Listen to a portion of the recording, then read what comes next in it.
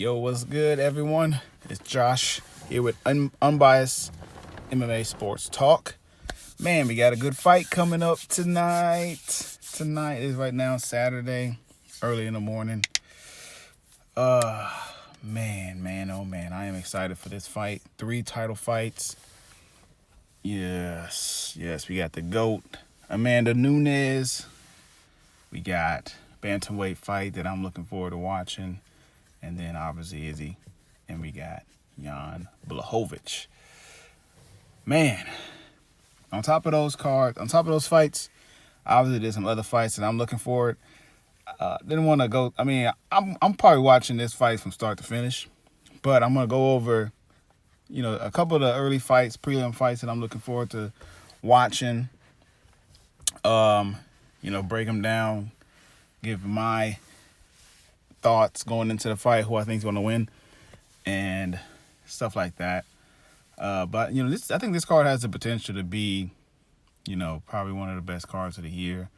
Definitely, I think probably the best card so far this year.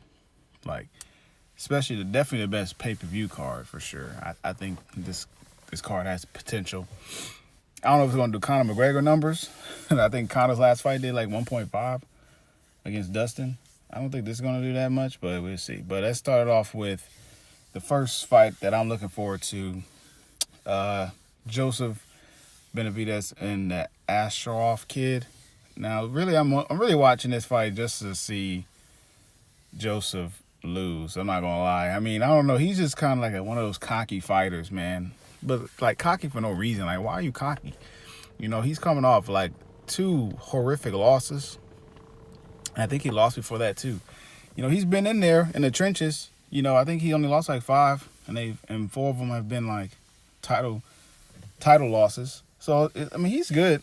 It's just I feel like sometimes his cockiness is kind of unwarranted. He hasn't won in the big moments. So really, I just really wanted to see him get humbled. I haven't really been hearing him talk shit. I'm gonna probably watch the interviews and stuff. Probably should have watched that before uploading this, but just see what's his mindset. But I'm really watching this just to watch him lose, honestly. So I'm going for the other guy.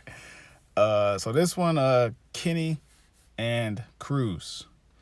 This could go either way. I think it could be a showcase for either one of these fighters. Show that Dominic Cruz can still hang with the young guys, and an up and comer taking on a legend. You can really take either angle.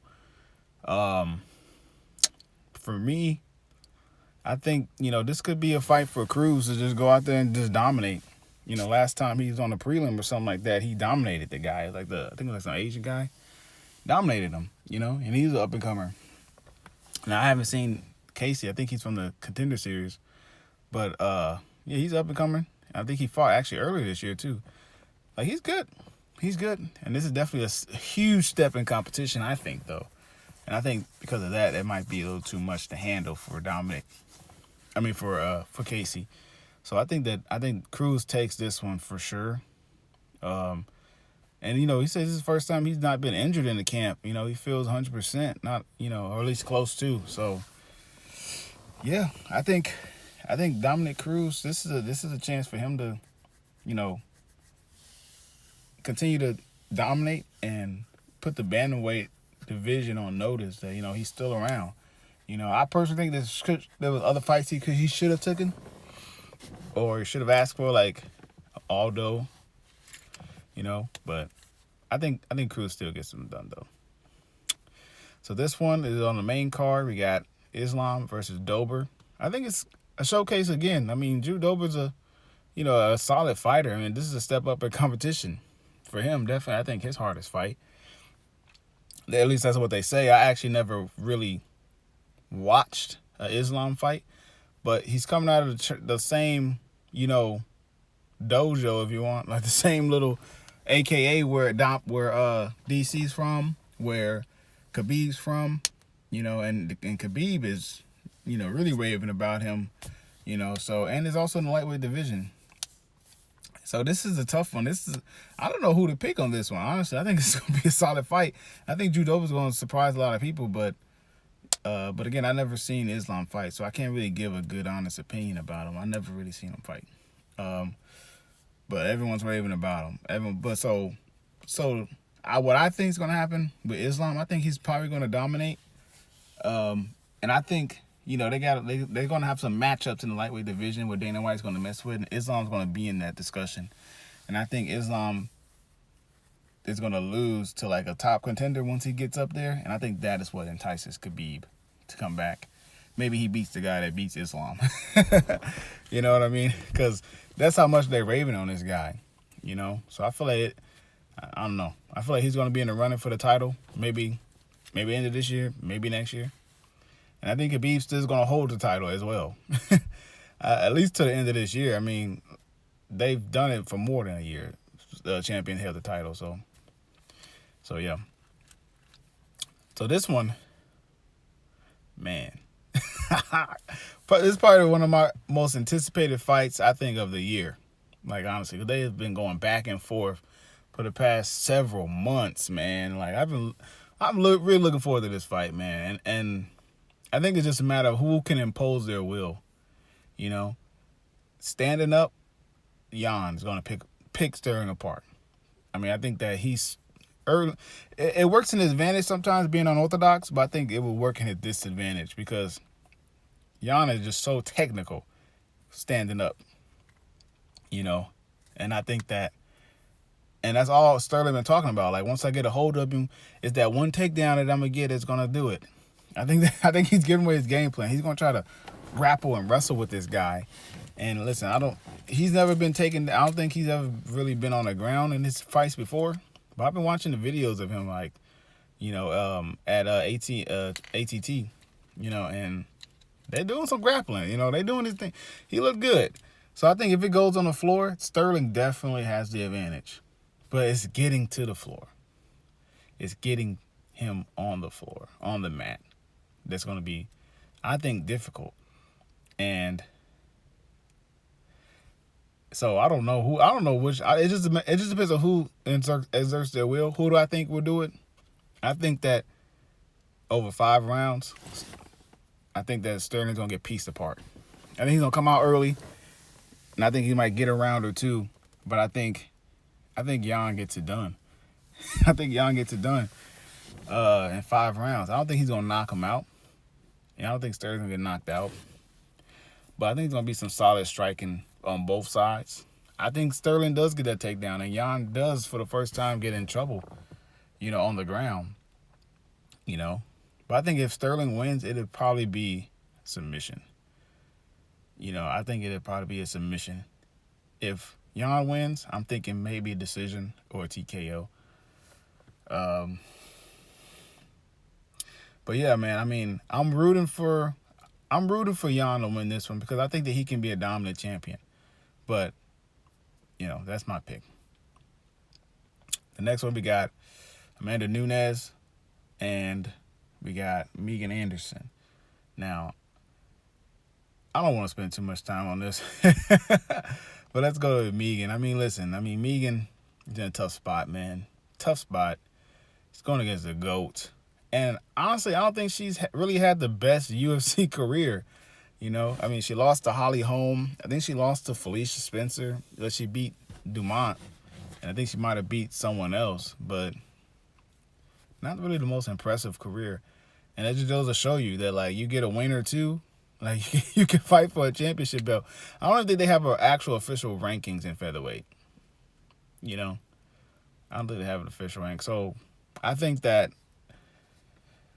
what Dana White needs to do is go to all these other promotions.